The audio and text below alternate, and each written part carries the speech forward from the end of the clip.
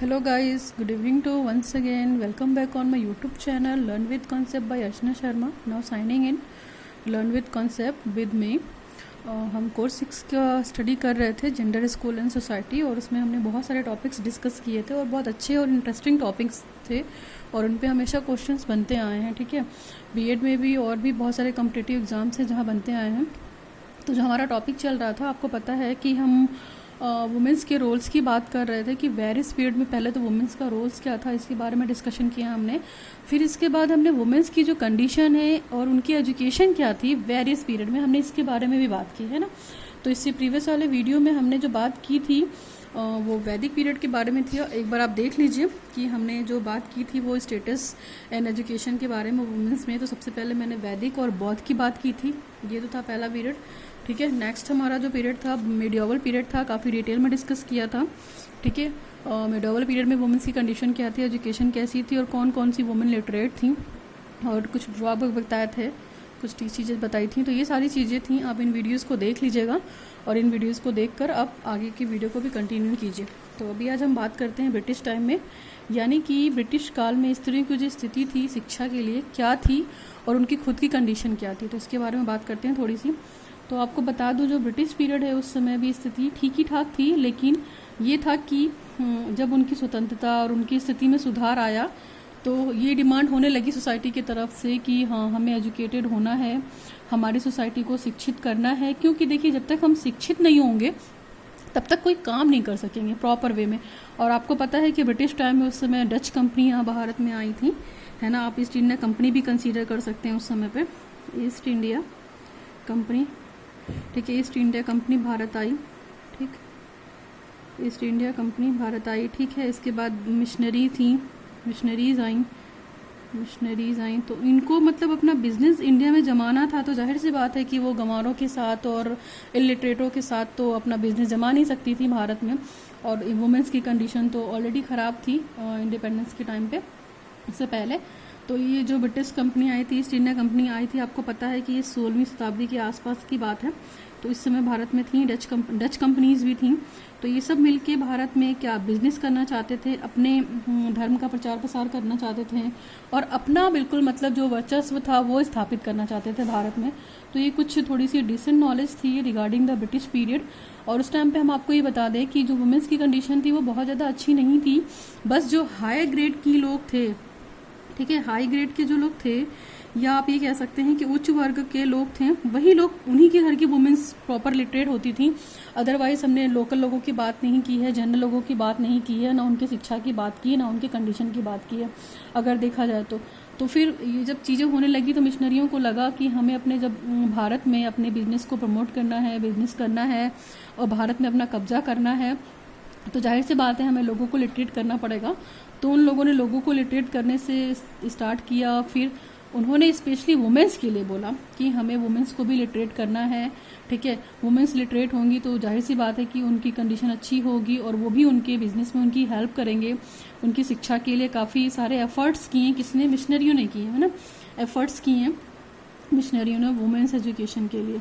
ठीक है, तो इस एफर्ट्स में उन्होंने कोशिश की कि बालिकाओं के लिए कुछ स्कूल खोले जाएं, है ना, और बालिकाओं के लिए कुछ संस्थाएं खोली जाएं जहाँ पे उनको शिक्षा दी जाए, जहाँ पे उनको अच्छा गलत बुरा सही सारी चीज़ें बताई जाएं, है ना। तो सबसे पहले इन लोगों ने स्टार्टिंग की थी 1820 में कलकत्ता में यूनिवर्सिटी खुली थी, आपको याद होगा। 1820 में कलकत्ता में एक बालिका विद्यालय खोला गया था उस समय। ठीक है, और उस समय जब स्थापना की गई थी ये क्या था, वुमेंस कॉलेज था या गर्ल्स भी बोल सकते हैं आप, गर्ल्स कॉलेज था उस समय पे 1820 में कलकत्ता में। ठीक है, तो आप मोटी मोटी कुछ चीज़ें याद रखिएगा। ठीक, 1820 में, और काफ़ी काम किया मिशनरियों ने। तो इन लोगों ने स्थापना की और कोशिश की कि इनके कुछ चीज़ों के माध्यम से स्त्रियों की कंडीशन को सोसाइटी में अच्छा किया जाए।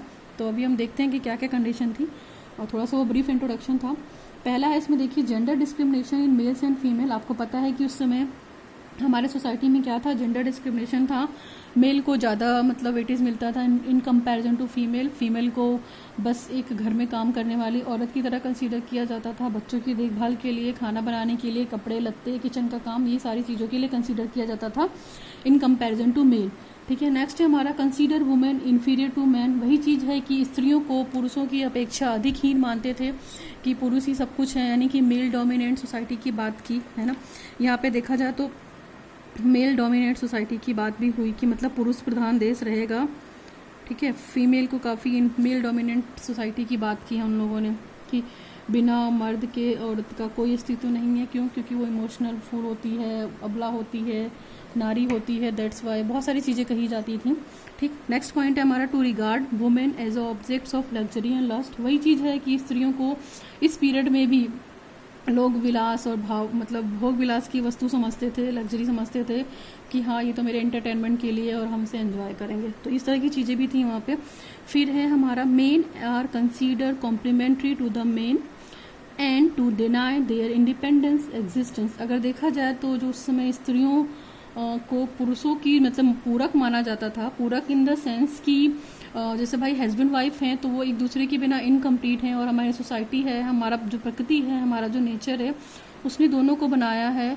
और प्रकृति का भी यही कहना है कि स्त्री और पुरुष के बिना हम अपने संस्कृति की या किसी भी चीज़ की क्रिएशन नहीं कर सकते हैं, रचना नहीं कर सकते हैं।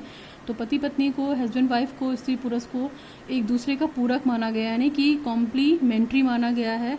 कॉम्प्लीमेंट्री इन द सेंस कि दोनों एक दूसरे की एब्सेंस में दोनों के अस्तित्व को ख़त्म कर दिया जाएगा, है ना। किसी की इंपॉर्टेंस नहीं, अगर इनमें से कोई भी एक पीछे रहेगा या नहीं रहेगा तो उसकी एग्जिस्टेंस नहीं मानी जाएगी, नकार दिया जाएगा। नेक्स्ट है हमारा the absence of widow marriage, sati प्रथा, purdah system, child marriage etcetera. The events have brought the status of women to the tough, है ना।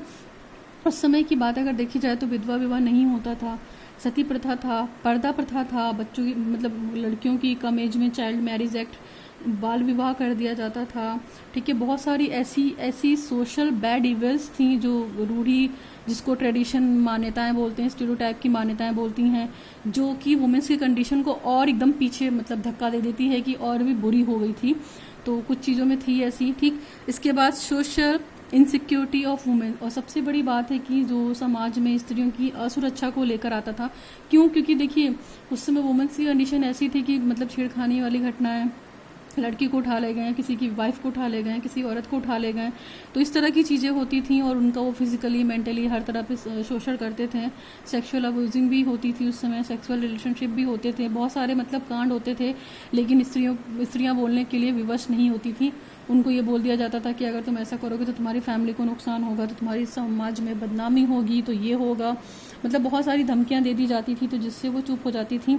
तो आप समझ सकते हैं कि उस समय उनकी जो इनसिक्योरिटी रही होगी कितनी वो रही होगी, है ना। समाज में कंडीशन बहुत ख़राब रही होगी, वो अपने आप को सेफ तो फील कर ही नहीं रही होंगी। ठीक, नेक्स्ट है हमारा इमरजेंसी कंडीशन। तो इमरजेंसी कंडीशन का मतलब है कि उस समय बहुत सारा इमरजेंसी कंडीशन लग गया था। ठीक, और दूसरी चीज़ है consider the educational womens and reasons for the destruction of the house. और उसमें पता क्या बोला जाता था कि जिस मतलब मान लीजिए जिस घर की औरतें बहुत ज़्यादा पढ़ी होंगी तो उस घर का विनाश संभव है। तो इस तरह के स्लोगन को बोला जाता था कि पढ़ी लिखी स्त्रियों को घर के विनाश का कारण माना जाता था। तो वहाँ पे शिक्षा की बात तो आएगी ही नहीं, आएगी नहीं, आ पाएगी। कैसे नहीं आ पाएगी? जब वुमेन अपने आप को आइडेंटिफाई नहीं कर पाएंगी, अपने आप को पहचान ही नहीं पाएंगी कि हमारा समाज में क्या अस्तित्व है, ठीक है, हमारी क्या वैल्यू है, हमारी क्या इमेज है, तो हम एजुकेशन की बात कैसे कर सकते हैं भाई। पहले हम अपने आप को आइडेंटिफाई तो करेंगे ना कि हाँ हम फीमेल हैं, हम गर्ल हैं, और हमारा भी समाज में वैल्यू है, हमारा भी एग्जिस्टेंस है, हमारा भी अस्तित्व है। तो ये सारी चीज़ें नहीं थी। धीरे धीरे मिशनरी ने कोशिश की, बहुत सारे एफर्ट्स किए, और देखते हैं उन एफर्ट्स में क्या क्या किया। उन एफर्ट्स के बारे में थोड़ा सा डिस्कस कर लेते हैं। इट्स फॉर योर नॉलेज, है ना, आपको पता होना चाहिए। Efforts made by Indian and British government for the advancement of the womens education, यानी कि स्त्रियों की स्थिति को सुधारने के लिए, ठीक है, उनकी उन्नति के लिए भारतीय गवर्नमेंट ने और ब्रिटिश गवर्नमेंट ने काफ़ी सुधार किए हैं और बहुत सारे प्रयास भी किए हैं। स्त्रियों की अगर हम बात करते हैं, उस समय वुमेन्स की बात करते हैं, जो स्त्रियों की स्थिति थी स्थिति के लिए और शिक्षा के क्षेत्र में जो सोशल रिफॉर्मर्स रहे थे, उन लोगों ने काफ़ी आवाज़ उठाई, जिसमें आप जान सकते हैं कि राजा राम मोहन राय रहे हैं। ठीक है, याद रख सकते हैं आप, उस समय काफ़ी थे, ये फेमस थे। ये राजा राम मोहन राय थे। ठीक है, एक तो ये थे, दूसरे कौन थे? ईश्वर विद्याचंद सागर का आप नाम लिख सकती हैं। ठीक है, ईश्वर ISHWA ईश्वर विद्याचंद सागर। ठीक है, विद्या चंद सागर। तो ये सारे ऐसे रिफॉर्मर्स रहे हैं, सोशल रिफॉर्मर्स रहे हैं। आप महात्मा गांधी की भी बात कर सकती हैं, उन्होंने भी काफ़ी काम किया है, ठीक है, उनको हम कैसे भूल सकते हैं, महात्मा गांधी, ठीक। तो महात्मा गांधी वगैरह थे। तो इन लोगों ने मतलब वुमेन लिटरेसी के लिए काफ़ी कोशिश की, काफ़ी एफर्ट किए हैं, तब जाके कुछ चीज़ें थोड़ी सी बेटर हो पाई है ना। इन लोगों ने काफ़ी किया। They are doing the many things about the progress of the womens, ठीक है, education for the womens, awareness for the womens, और कंट्रीब्यूशन, पार्टिसिपेशन से लेकर इकोनॉमिकली, पॉलिटिकली हर एरिया में मतलब कोशिश की कि हाँ वुमेंस की इम्पोर्टेंस को और उनकी एग्जिस्टेंस को लाया जाए बाय मेकिंग देयर एफर्ट्स, ठीक है, ठीक है। और दूसरी चीज़, भारतीयों ने जब मतलब इन सब चीज़ों के लिए वो बोलना शुरू करने लगे तो उनके साथ साथ स्त्रियां भी मिल गई, और बहुत सारे क्या हो गए उस समय लगा कि हाँ एजुकेशन की ज़रूरत है हमारी सोसाइटी को। तो ब्रिटिश गवर्नमेंट ने भी काफ़ी हेल्प की, मतलब भारतीय और ब्रिटिश गवर्नमेंट ने मिलकर स्त्रियों की शिक्षा के लिए काफ़ी एफर्ट किए। उस समय देखा जाए तो वुड डिस्पैच आया। तो देखिए वुड डिस्पैच आया था 1854 में, आप इस डेट को याद रखिएगा, वुड डिस्पैच 1854। तो वुड डिस्पैच ने भी मतलब ये बोला था कि जो भारत की नैतिक और चारित्रिक उन्नति है, देखिए वो तभी संभव हो सकती है जब स्त्री को शिक्षित माना जाएगा और स्त्रियों की शिक्षा को आवश्यक पार्ट माना जाएगा। एक तरीके से देखा जाए तो, है ना, स्त्री शिक्षा को इनकरेजमेंट करने के लिए काफ़ी सारा अमाउंट भी पे किया, है ना। आप ये बोल सकते हैं कि ग्रांट भी दिया, यानी कि जो ग्रांट का मतलब यहाँ पे अमाउंट से है, राशि से है, बहुत सारा अमाउंट भी दिया स्त्रियों की शिक्षा पे खर्च करने के लिए वुड डिस्पैच जब आया। इसके बाद आया हंटर कमीशन 1882, इसको भी याद रख सकते हैं। हंटर कमीशन ने भी स्त्रियों की शिक्षा को गंभीरता से लेते हुए मतलब इकोनॉमिकली बहुत सपोर्ट किया इन लोगों ने भी। तो दे सपोर्ट द इकोनॉमिकली, इन्होंने भी पैसे से बहुत सपोर्ट किया और स्कूल खुलवाने और इस तरह की चीज़ों के लिए काफ़ी बोला, ठीक है, जिसमें स्कॉलरशिप वगैरह आ गई, है ना, और फ्री एंड कंपलसरी की बात की, सारी चीज़ें थी। आप ये कमीशन में आप डिटेल में पढ़ सकते हैं कि हंटर कमीशन ने क्या क्या कहा, हम यहाँ मोटा मोटा बता रहे हैं आपको। तो फ्री एंड कंपलसरी एजुकेशन की बात की गर्ल्स के लिए, ठीक है, पूरी तरीके से एजुकेशन को फ्री करने की बात की। फिर फीमेल टीचर्स के लिए बात की, है ना, और इसके अलावा फीमेल टीचर्स की बात तो की इन्होंने, ठीक, फीमेल टीचर्स की बात की। फिर इसके बाद फीमेल कॉलेज की बात की कि बालिका विद्यालय वगैरह हो, ये सब स्थापित किए जाना चाहिए इन लोगों के लिए। डोनेशन दी इन्होंने, महिला ट्रेनिंग इंस्टीट्यूट वगैरह भी खुलवाने की बात की, ठीक है। नेक्स्ट है हमारा सैडलर कमीशन, जो 1917 से 1919 के बीच में आया था, और इसने भी पर्दा स्कूल ओपन करने की बात की। हाँ, आप इसका ये याद रख सकती हैं कि इन्होंने पर्दा स्कूल की बात की थी, पर्दा स्कूल खोलने की बात की थी, ठीक है। और पर्दा स्कूल खोलने की बात इन द सेंस की जो लड़कियां थीं वो पर्दे में रहकर भी पढ़ सकती थी, पर्टिकुलर उसके लिए कोई टीचर अपॉइंट कर दिया जाए और घर जाकर पढ़ाए।